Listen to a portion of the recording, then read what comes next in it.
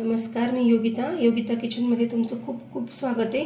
आज मी तुम्हाला बाप्पाच्या नैवेद्यासाठी वाटली डाळ दाखवणार आहे, ती पण छान अशी मोकळी। तर मी इथे ही डाळ रात्रभर पाण्यात भिजत घातली होती आणि आता हे बघा छान अशी भिजलेली आहे। हिला आता आपण निथळून घेणार आहोत चाळणीमध्ये। आणि निथळून घेतले, बघू शकता वाटीत पाणी आहे आणि यात दळताना एक थेंबही पाणी टाकायचं नाही आपल्याला।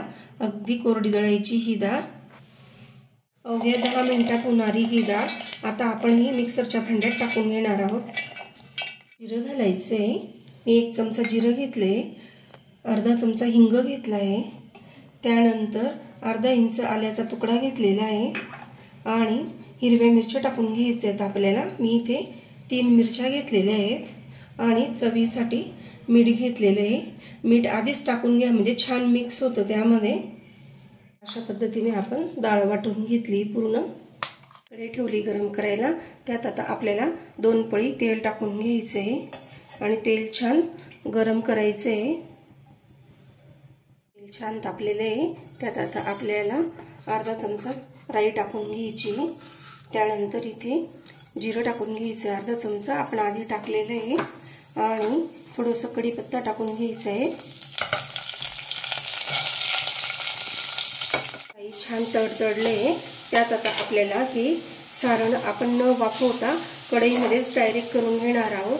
तर आपल्याला हे करायला जवळजवळ 5 ते 7 मिनिटं लागतील आणि 1-1 मिनिटामध्ये छान असं परतवत राहायचे।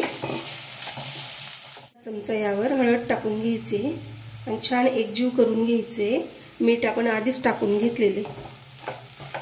काचेवर 5 मिनिटांसाठी आपण झाकण ठेवणार।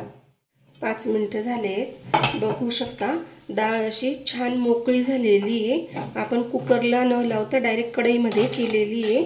तर 5 मिनिटानंतर आपण पुन्हा 2 मिनिटं या डाळीला वाफ देऊन घ्यायची आहे। 2 मिनिटं झालेले आहेत आणि बघू शकता डाळ खूप छान झालेली आहे, अगदी मोकळी झालेली पोह्यांसारखी। त्यावर आता आपल्याला कोथिंबीर टाकून घ्यायची, त्यानंतर आपल्याला थोडी साखर टाकायची आहे आणि लिंबू पिळून घ्यायचा आहे। लिंबू आवडीनुसार टाकायचा आहे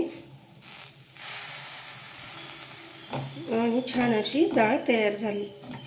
बाप्पाच्या नैवेद्यासाठी वाटली डाळ तयार झालेली आहे। तुम्हाला वाटल्या डाळची रेसिपी कशी वाटली मला कमेंट्स करून नक्की सांगा। चॅनलवर नवीन असाल तर लाईक, शेअर आणि सबस्क्राईब करायला विसरू नका। आणि आजचा व्हिडिओ बघितल्याबद्दल तुम्हा सगळ्यांना थँक्यू।